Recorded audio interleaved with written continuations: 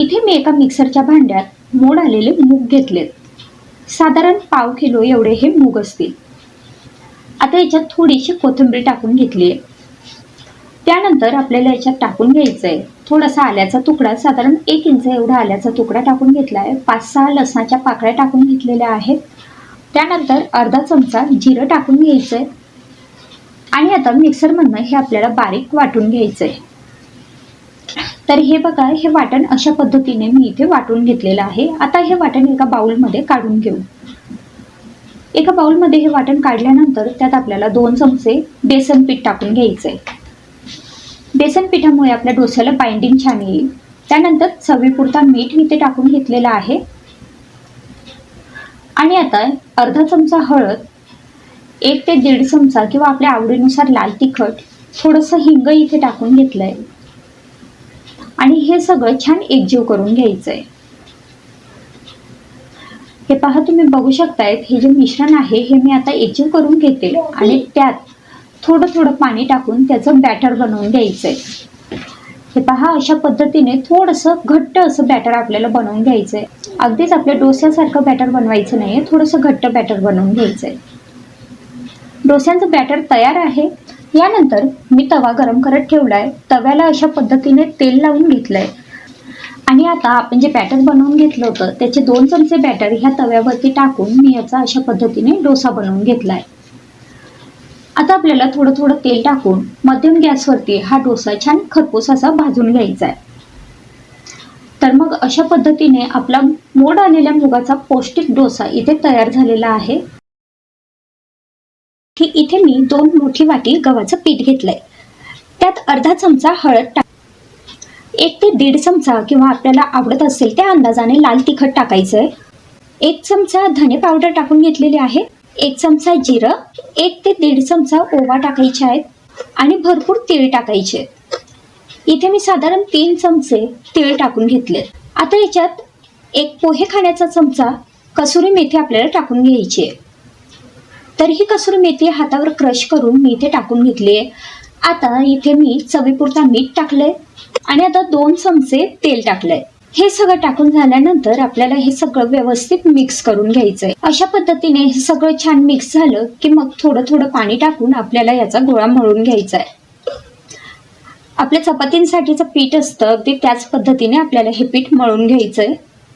तर हे पहा, आपलं पीठ इथे मळून झालेलं आहे. त्यानंतर पुन्हा मी 1 ते 2 चमचे तेल टाकून घेतलंय आणि 1-2 मिनिटं हे पीठ मी पुन्हा मळून घेते. अशा पद्धतीने पीठ मळून झालेलं आहे. आता या पिठातला एक गोळा घेतलाय. आपली जी नॉर्मल चपाती असते तिच्यापेक्षा थोडासा मोठा गोळा घ्यायचा आहे किंवा आपल्या 2 चपातींचा मिळून एक गोळा घ्यायचा आहे आणि याची अशा पद्धतीने मोठी पोळी लाटून घेतली आहे. ही पोळी थोडीशी पातळ लाटायची आहे. आता ही पोळी लाटून झाल्यानंतर ह्या पोळीवरती 1 ते 2 चमचे तूप टाकून घ्यायचंय. हे रूम टेम्परेचरवरचं तूप आहे. तूप टाकल्यानंतर ह्या पोळीवर हे तूप व्यवस्थित पसरून घ्यायचंय. सगळ्या बाजूने हे तूप व्यवस्थित पसरून झालं की मग याच्यावर थोडंसं पीठ अशा पद्धतीने टाकून घ्यायचंय. आता मी व्हिडिओमध्ये दाखवते त्याप्रमाणे ह्या पोळीचं आपल्याला घडी करून घ्यायची आहे. हे पहा, आता ही पोळी फोल्ड झाली की त्यानंतर तिला थोडंसं अशा पद्धतीने स्ट्रेस करायचं जेणेकरून ते अजून थोडी पातळ होईल. आणि मी आता व्हिडिओमध्ये दाखवते त्याप्रमाणे याचा रोल करून घ्यायचा आहे. हे पहा, फुलासारखा या गोळ्याचा आकार तयार झालेला आहे. आता पुन्हा थोडंसं पीठ लावून अगदी हलक्या हाताने आपल्याला याचा पराठा लाटून घ्यायचा आहे. आता हा पराठा लाटताना अगदी हलक्या हाताने लाटायचा आणि आपल्या चपातीपेक्षा हा जाड ठेवायचा. पराठा लाटून झालेला आहे. आता हा पराठा आपण भाजून घेऊ. तर त्यासाठी तवा गरम करत ठेवला होता. तवा व्यवस्थित गरम झाला की गॅसची फ्लेम मध्यम करायची आणि मग हा पराठा आपण तव्यावर टाकायचा आहे. आता हा जो पराठा आहे हा आपल्याला अगदी छान खरपूस असा भाजून घ्यायचा आहे. मध्यम गॅसवरतीच भाजायचा, कारण हा पराठा जाड असतो तर हा व्यवस्थित शिजला पाहिजे. तर अशा पद्धतीने मध्यम गॅसवरतीच मी दोन्ही बाजूने हा पराठा छान खरपूस असा भाजून घेते. या पद्धतीने दोन बाजूने भाजून झाला की मग पुन्हा हा पलटवायचा आणि त्यानंतर याच्यावरती भरपूर तूप टाकायचं. तर इथे मी 1 चमचा तूप टाकून घेतलंय.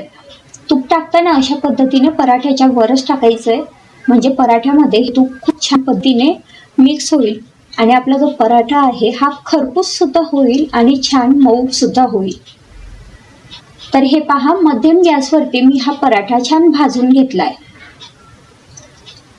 अशा पद्धतीने आपला गव्हाच्या पिठाचा अगदी झटपट तयार होणारा पौष्टिक आणि टेस्टी असा नाश्ता तयार झालाय. इथे एका भांड्यात 1 वाटी बेसन पीठ घेतलंय. त्यात अर्धी वाटी गव्हाचं पीठ टाकून घ्यायचंय. तुम्हाला हवी ती पीठ तुम्ही इथे वापरू शकतात. आता याच्यात अर्धा चमचा जिरं टाकून घेतलंय, 1 चमचा लाल तिखट, अर्धा चमचा हळद, अर्धा चमचा जिरं, 1 चमचा तीळ टाकून घेतले. चवीपुरता याच्यात मीठ टाकून घ्यायचंय आणि सोबतच थोडंसं हिंग टाकून घेतलंय. आता आपल्याला आवडत असतील त्या भाज्या याच्यात टाकायच्या. इथे मी बारीक चिरलेला कांदा टाकून घेतलाय, बारीक चिरलेली शिमला मिरची आणि बारीक चिरलेला टोमॅटो टाकून घेतलाय. सोबतच थोडीशी कोथिंबीर टाकून घेतली. आता याच्यात थोडं थोडं पाणी टाकायचं आणि याचं आपल्याला रनिंग कन्सिस्टन्सीचं बॅटर बनवून घ्यायचंय. जसं आपलं भजींचं पीठ असतं ना, तसं आपल्याला याचं बॅटर बनवून घ्यायचंय. तर हे पहा, मी इथे हे बॅटर बनवून घेतलंय. भजींच्या पिठापेक्षा थोडंसं पातळ असं बॅटर बनवायचं. आता गॅसवर तवा गरम करायला ठेवला, त्यावर थोडंसं तेल टाकून घेतलं आणि ते तेल पसरून घेतलं. आता आपण जे बेसन पिठाचं बॅटर बनवून घेतलेलं होतं ते बॅटर 2 चमचे या तव्यावरती टाकलं आणि त्याचा अशा पद्धतीने डोसा पसरून घेतला. आपण याला डोसा म्हणू शकतो, बेसन चिला किंवा धिरडं सुद्धा म्हणू शकतो. आता याच्यावरती थोडंसं तेल टाकून घ्यायचंय आणि मध्यम गॅसवरती हे जे धिरडं आहे हे चांगलं खमंग असं भाजून घ्यायचंय. तर भरपूर वेगवेगळ्या भाज्या घातलेलं हे जे धिरडं आहे ते मुलांना डब्यासाठी सुद्धा तुम्ही देऊ शकतात किंवा आपल्या सकाळच्या नाश्त्यासाठी आपण हे बनवू शकतो. आता दोन्ही बाजूंनी मध्यम गॅसवरती छान आलटून पालटून मी हे जे धिरडं आहे ते भाजून घेते. वरून आवश्यकतेप्रमाणे तेल टाकायचं. तुम्हाला आवडत असेल तर तुम्ही तुपाचाही वापर इथे करू शकता. तरी इथे आपलं हे जे धिरडं आहे हे छान तयार झालंय. इथे मी 1 जुडी पालक घेतलाय. पालक स्वच्छ निवडून धुवून अशा पद्धतीने चिरून घेतलाय आणि एका मिक्सरच्या भांड्यात टाकून घेतलाय. आता याच्यात 2 ते 3 हिरव्या मिरच्या टाकून घ्यायच्या आहे आपल्या आवडीप्रमाणे. थोडासा आल्याचा तुकडा टाकून घेतलाय आणि 4-5 लसणाच्या पाकळ्या टाकून घ्यायच्या. आता मिक्सरमधनं हे पाटून आपल्याला याची पेस्ट बनवून घ्यायची आहे. तर इथे ही पालक प्युरी तयार झालेली आहे. आवश्यक वाटत असेल तर तुम्ही थोडं पाणी सुद्धा प्युरी बनवताना टाकू शकता. आता एका ताटात ही प्युरी काढून घेतल्यानंतर त्यात 2 मोठी वाटी गव्हाचं पीठ आणि पाव वाटी बेसन पीठ टाकून घेतलंय. त्यासोबतच 3 ते 4 चमचे तेल टाकून घेतलंय. आपले जे पोहे खाण्याचे चमचे असतात त्याचा अंदाज इथे घेतलेला आहे. चवीपुरता मीठ टाकायचं आहे. अर्धा चमचा मी इथे धने पावडर टाकून घेतलेली आहे. त्यासोबतच अर्धा चमचा जिरे टाकून घेतलंय. आता 1 चमचा याच्यात ओवा टाकून घ्यायचे आहेत आणि त्यासोबतच 1 चमचा तीळ टाकून घेतलेत. अर्धा चमचा हळद. त्यानंतर आपल्या आवडीप्रमाणे इथे आपण लाल तिखट टाकू शकतो. आपण आधी हिरवी मिरची वापरलेली आहे त्यामुळे तिखट नाही टाकलं तरी सुद्धा चालेल. तर मी इथे अर्धा चमचा लाल तिखट टाकून घेतलेला आहे. आता हे सगळं चांगलं एकजीव करायचं आणि ही जी पालक प्युरी आहे यातच आपल्याला ही कणिक मळून घ्यायची आहे. अगदीच आवश्यकता वाटत असेल तर तुम्ही याच्यात अगदी थोडंसं पाणी वापरू शकता. तुम्ही बघू शकताय आता ही जी आपली कणिक आहे ही चांगली मळून झालेली आहे. 1 मिनिटभर याला पुन्हा मळून घेऊ. हे मळताना थोडंसं तेल टाकायचं. तर इथे मी अर्धा चमचा तेल टाकून हे छान मळून घेतलेलं आहे. हे पहा, आता हवं तर तुम्ही हे 10 मिनिटं कणिक सेट होण्यासाठी ठेवू शकतात किंवा मग लगेच याचा पराठा बनवला तरी चालेल. मी इथे लगेचच याचा पराठा बनवायला घेते. तर कणकेचा एक छोटा गोळा घेतला आणि त्याला पीठ लावून त्याची आपल्याला पोळी लाटून घ्यायची आहे. आपली चपाती असते त्याच्यापेक्षा थोडीशी छोटी अशी ही पोळी लाटायची आहे.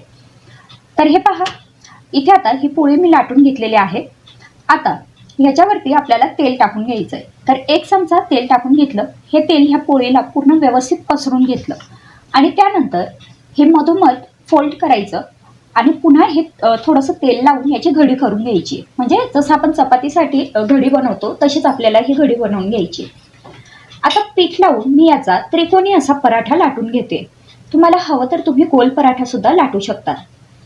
आणि हा पराठा आपल्याला हवा तेवढा जाड किंवा पातळ आपण करू शकतो. अगदी चपातीसारखा पातळ बनवायचा असेल तरी सुद्धा हा पराठा छानच लागतो.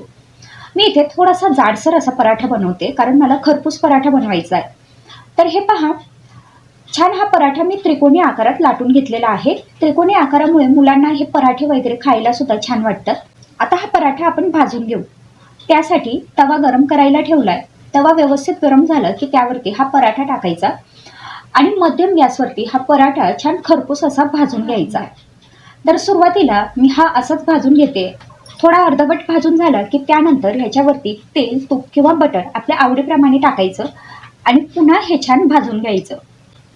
आता हे पहा, तूप टाकल्यानंतर हा जो पराठा आहे याचा रंग सुद्धा आता छान सुंदर दिसायला लागलाय आणि छान खरपूस असा हा पराठा भाजून इथे तयार आहे. इथे एका मिक्सरच्या भांड्यात मी अर्धी वाटी कोथिंबीर घेतली. यात 3-4 लसणाच्या पाकळ्या टाकून घेतल्या. 1 इंच आल्याचा तुकडा टाकून घ्यायचा आहे. त्यासोबतच 2 हिरव्या मिरच्या टाकून घेतल्या आहेत. 1 चमचा जिरं टाकून घ्यायचं आहे आणि हे सगळं आपल्याला मिक्सरमधनं वाटून घ्यायचं आहे. आता हे वाटण तयार आहे. हे आपण एका बाउलमध्ये काढून घेऊ. त्यानंतर इथे मी 1 मोठी वाटी मूग घेतलेले आहेत. मोड आलेले मूग वापरले तरी चालेल. हे भिजवून घेतलेले मूग आहेत. हे मूग आपल्याला हे मिक्सरच्या भांड्यात काढून घ्यायचे. साधारण हे 200 ग्रॅम मूग आहेत. तर ह्यात थोडं पाणी टाकून ह्याचं अशा प्रकारे वाटण तयार करून घेतलं. आता हे मुगाचं वाटण ज्या बाउलमध्ये आपण कोथिंबीरीचं वाटण काढलेलं होतं त्यात काढून घेतलं आणि आता हे सगळं चांगलं एकजीव करून घेतलं. त्यासोबतच याच्यात अर्धा चमचा हळद आणि चवीपुरता मीठ टाकून घेतलं. आता हे सगळं छान एकजीव करायचं आहे. हे पहा, आपल्या आप्प्यांसाठीचं बॅटर इथे तयार झालं आहे. आता गॅसवरती आप्पे पात्र गरम करायला ठेवलं. त्यात थोडं थोडं तेल टाकून घ्यायचं आहे. त्यासोबतच आपण ज्या आप्प्यांसाठीचं हे बॅटर तयार करून घेतलेलं होतं हे बॅटर ह्या आप्पे पात्रामध्ये टाकायचं. थोडीशी जागा शिल्लक ठेवायची म्हणजे आप्पे थोडेसे फुलून येतात. त्यानंतर झाकण ठेवून 3-4 मिनटं एका बाजूने छान हे शिजवून घ्यायचे. 3-4 मिनटानंतर हे पलटून घ्यायचे आणि दुसऱ्या बाजूने सुद्धा 2-3 मिनटं छान शिजवून घ्यायचे. तर अशा प्रकारे आपले हे मोड आलेल्या मुगाचे आप्पे इथे तयार झालेले आहेत.